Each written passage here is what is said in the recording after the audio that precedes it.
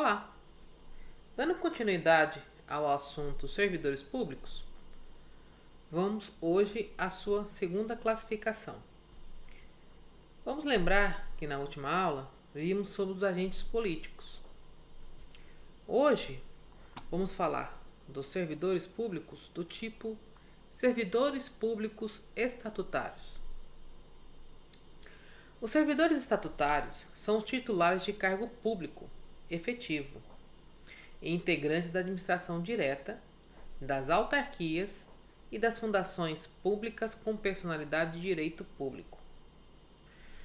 Depois vocês podem me responder dentro do fórum se vocês querem que eu revise essas classificações dos integrantes da administração direta, autarquia, fundação pública. A gente viu na primeira aula, mas caso queiram um reforço é só pedir. Tratando-se de cargo efetivo, seus titulares podem adquirir estabilidade e estarão sujeitos a regime peculiar de previdência social. Então, conforme leciona Celso Bandeira de Mello, a relação jurídica que interliga o poder público e os titulares de cargo público, ao contrário do que se passa com os empregados, não é de índole contratual, mas estatutária, institucional. Então, os servidores públicos estatutários são os mais conhecidos. Eles são a linha de frente do serviço público. É o servidor efetivo, que fez um concurso, passou, teve sua estabilidade adquirida após 3 anos de estágio probatório. O cargo é efetivo, previsto num plano de carreira. Geralmente, ou a vaga é criada pela vacância de uma vaga, a vacância é instrumento da aposentadoria do antigo ocupante, a transferência, a remoção, né? A gente vai tratar esses assuntos lá na frente, mas vamos se focar aqui mais na classificação do servidor público estatutário. Então, ele está num cargo efetivo e quando a gente fala aqui que seus titulares podem adquirir estabilidade, significa que eles devem passar por um estágio probatório. Estarão sujeitos a regime peculiar de previdência social, né? Os servidores públicos estatutários têm um regime diferenciado de previdência.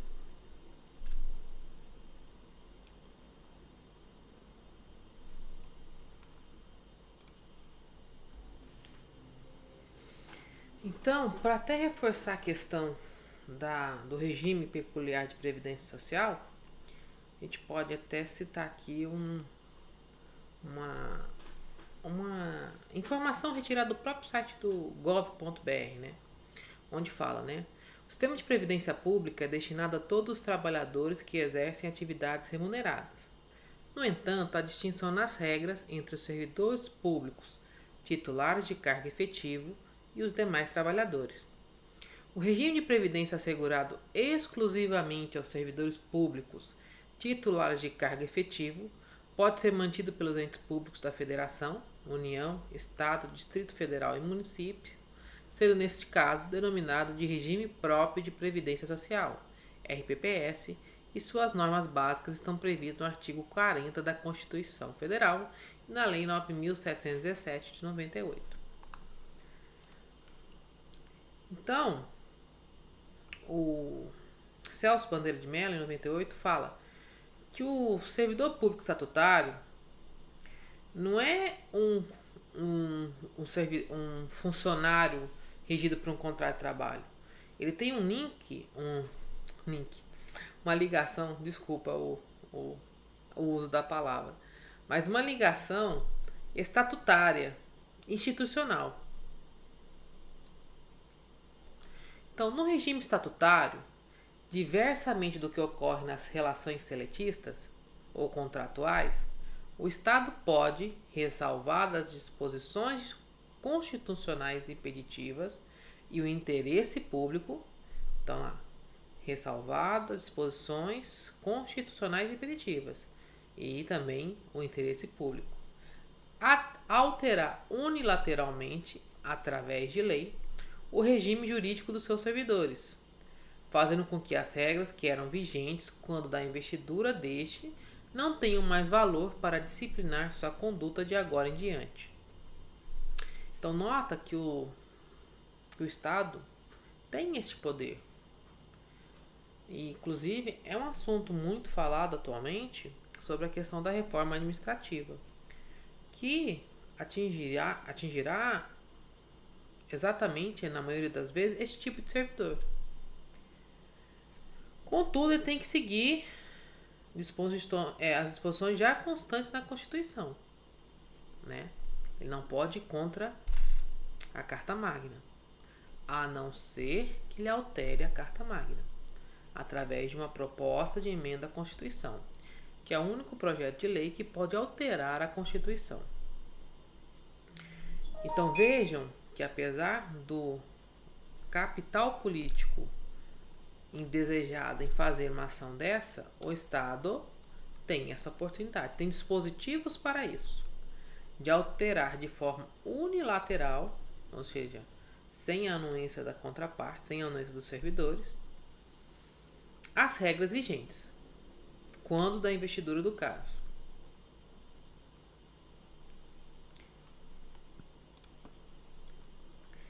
Então, assim, uma vantagem em outro período concedida pode, em dado momento, ser suprimida, sem qualquer ofensa ao princípio da legalidade. Da mesma maneira, uma obrigação que antes não estava prevista passa a constituir dever ao servidor, tornando imperativo seu cumprimento, fato que não pode coexistir com o regime seletista, dado que o que não foi acordado não pode, em tese, ser exigido. Então, essa relação de trabalho do servidor público estatutário com o Estado, ela pode ser alterada tanto na retirada ou concessão de vantagens, quanto na retirada ou adição de obrigações. Por exemplo, as carreiras, né, do executivo, principalmente, já sofreram várias reduções durante o tempo. Se foram corretas ou não, cabe ao critério de análise de cada situação. Mas hoje, a relação de trabalho do servidor público estatutário do executivo, que é onde eu atuo, eu posso falar com mais propriedade, ela foi alterada durante os últimos anos, principalmente na redução de vantagens e na adição de obrigações. Contudo, existem certos dispositivos que não podem ser alterados porque se constam na lei, nos planos de carreira, entre outros. Então, é interessante a sociedade observar assuntos como reforma administrativa, né, a própria questão da última proposta de emenda à Constituição que foi votada, que altera essa relação de trabalho. Mas é uma proposta de emenda à Constituição que fala sobre auxílio emergencial. Sim, e como o próprio texto fala, o Estado, de forma unilateral, pode alterar vantagens e obrigações dessa relação de trabalho de forma unilateral. Basta que para isso haja alteração da lei. A administração pode suprimir, por exemplo, o pagamento de uma gratificação especial, incorporando-a ao salário base do servidor, sem que este detenha direito adquirido ao seu recebimento.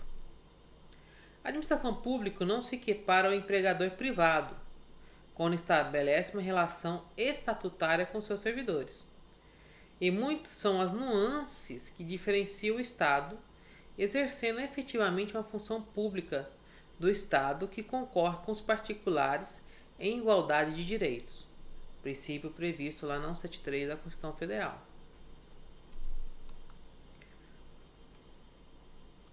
Então, além de que a relação entre o Estado e o servidor é diferente da relação de um empregador com seu funcionário, É necessário também destacar que existem muitos detalhes, nuances que diferenciam o Estado, quando este exerce uma função pública de Estado e quando este exerce uma função que concorre com particulares em igualdade de direitos.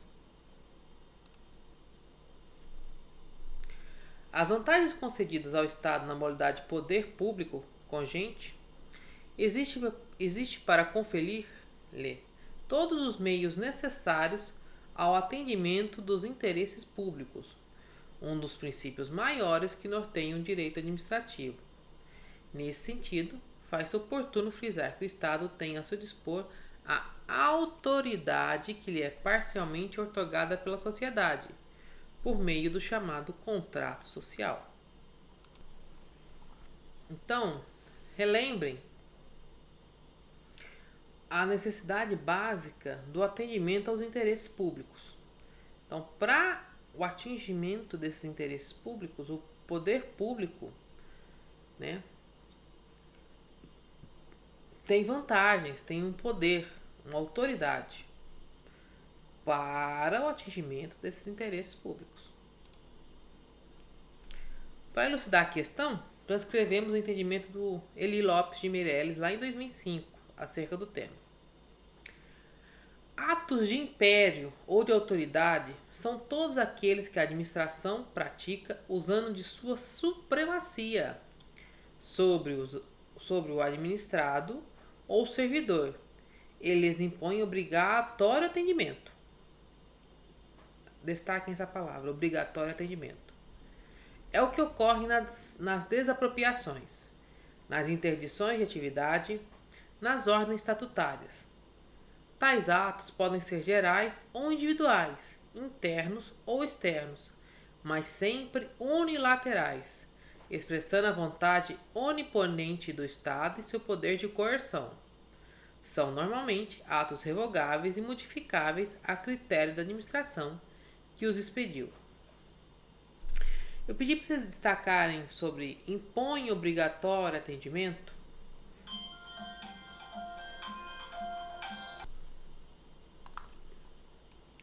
Obrigatório atendimento. Até a questão que se muito discute sobre o direito de greve do servidor público estatutário. Né? Hoje, não era para ter sido feita lá na Constituição uma lei que regulamentasse a greve do serviço público, se ela pode ocorrer ou não. Porque, está vendo? A gente fala aqui que é obrigatório, pelo atendimento do bem-estar público, né? Do interesse público, o obrigatório atendimento. Então, uma coisa que já é normatizada é que a greve do serviço público, por exemplo, não pode ser 100%. Ela tem que manter um atendimento mínimo. Mas ainda é necessária a criação de lei específica para regulamentar, para responder várias dessas questões. Então percebam que a administração ela tem que deter esse poder para atingir o seu objetivo. Né? Ele até destaca aqui desapropriações, nas interdições de atividade, nas ordens estatutárias. E ele usa esse poder de império, que ele fala, né? Esse ato de autoridade, ato de império, na relação com os servidores públicos estatutários. Tais atos de império se diferem dos atos de mera gestão, uma vez que nestes a administração pública não se utiliza da supremacia sobre os destinatários. Então, os atos de mera gestão não se utiliza de supremacia sobre os destinatários. Nos atos de império, sim. É o que ocorre, por exemplo, nos atos puramente de administração de bens e serviços públicos e nos negociais com os particulares, que não existe coerção sobre os interessados. Ainda nas palavras de Eli Lopes, ele cita. Agora falando sobre os atos de mera gestão. Esses atos serão sempre de administração, mas nem sempre administrativos típicos, principalmente quando bilaterais, de alienação, oneração ou aquisição de bens, que se igualam aos do direito privado, apenas antecedidos de formalidades administrativas para sua realização, autorização legislativa, licitação, avaliação, etc. Então, quando a administração pública vai, né? E, por exemplo, citando lá o texto que ele, o exemplo que ele deu, e desapropria uma favela, uma comunidade, né, irregular, ela está usando um ato de império. Mas já quando ela faz, através de uma licitação, a compra de merenda escolar, por exemplo, ela está fazendo um ato de mera gestão. Porque no primeiro, ela usou seu poder de império contra a vontade das pessoas. No segundo, a compra só participa da compra quem quiser. A licitação é aberta a qualquer um. Então existem essas duas diferenças. Para finalizar, eu vou mostrar aqui rapidamente, por exemplo, a lei, que é o estatuto, né? Como chama estatuto, né? São servidores públicos estatutários que seguem um estatuto.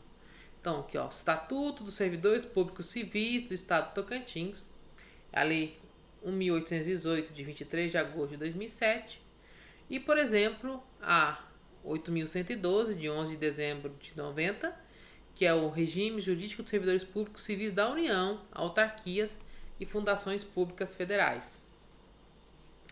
Então, para finalizar, o servidor público estatutário é o servidor tradicional, servidor efetivo, selecionado através de concurso, que tem um cargo efetivo, que tem um estágio obrigatório, né, que cumpre a função do Estado. Certo? Então, a gente termina a segunda classificação dos servidores públicos e na próxima aula vamos trabalhar com mais uma.